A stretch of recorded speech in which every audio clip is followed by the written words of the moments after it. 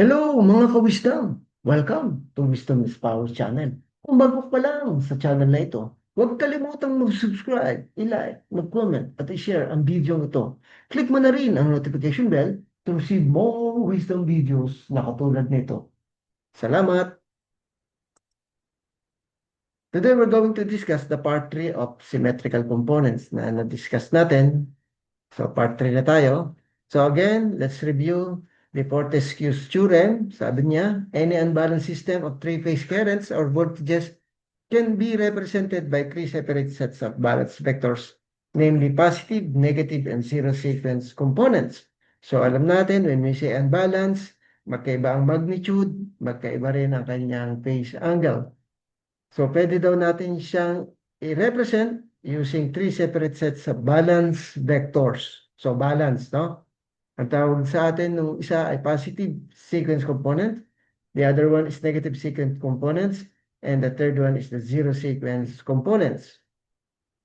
So we also discussed previously how to transform symmetrical components to phase quantities and also from phase quantities to symmetrical components. So you will notice meron tayo diyang mga quantity na may subscript. So yung mga may subscript 1, it denotes positive sequence.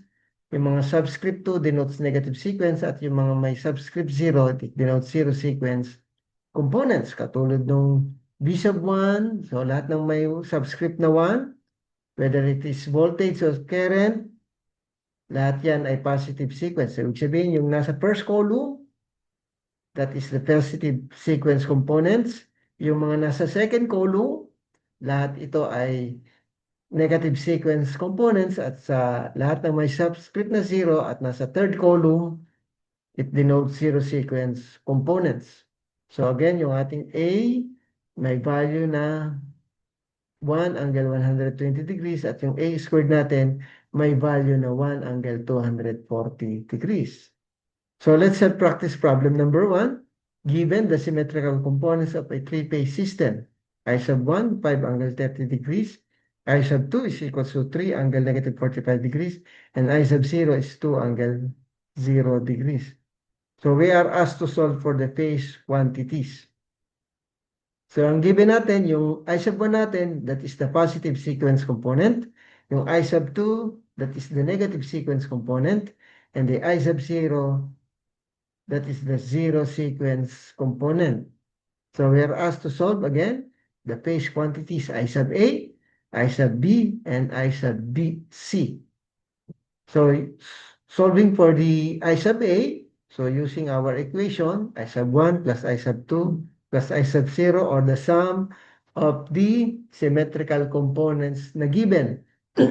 So you will notice yung ating mga given, I sub 1, I sub 2, I sub 3 ay mga unbalanced, no? So 5 angle 30 degrees plus 3 angle negative 45 degrees plus 2 angle 0 degrees.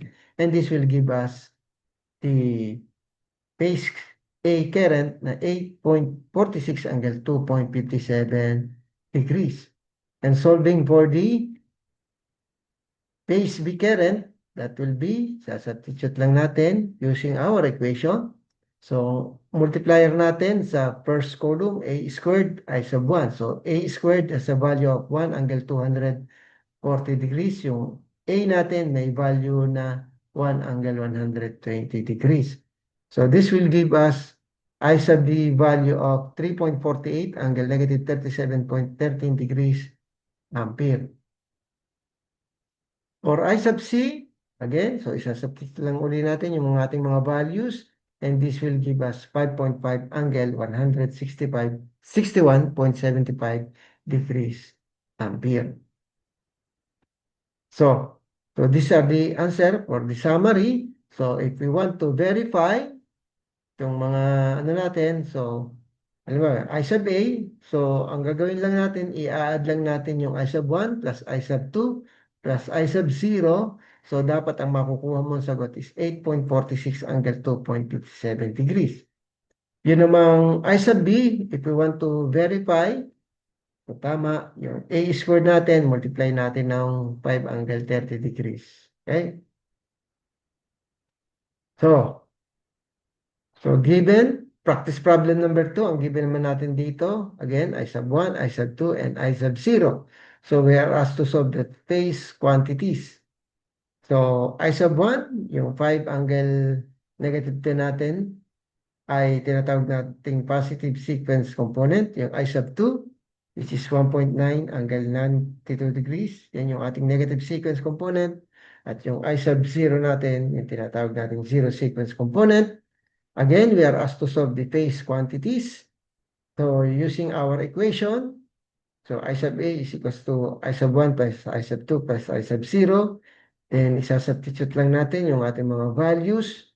Then, we will get I sub A, that is 5 angle 53.09 degrees ampere. And for I sub B, again, so isa-substitute lang uli natin yung ating mga values. A squared, ang value natin is 1 angle 240 degrees. At yung A ay may value na 1 angle 120 degrees. Then using our calculator, this will give us, for the value of I sub B is equals to 6.94 angle negative 164.37 degrees ampere. And for the I sub C, or the current at phase C, this will give us 1 angle 120 degrees multiplied by the value of sub 1, which is 5 angle negative 10 degrees, plus the value of A squared, which is 1 angle 240 degrees multiplied by the value of I sub 2, which is 1.9 angle 92 degrees, plus the value of the zero sequence component, 3.5 angle 122 degrees. So this will give us the phase C current of 7.03 angle 105.57 degrees ampere. So again, these are our answers. So if you want to verify, so just substitute dun sa ating mga values para matama yung ating sagot. Okay?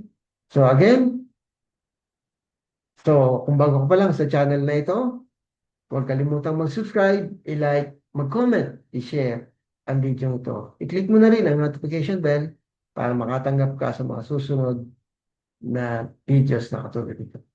Salamat!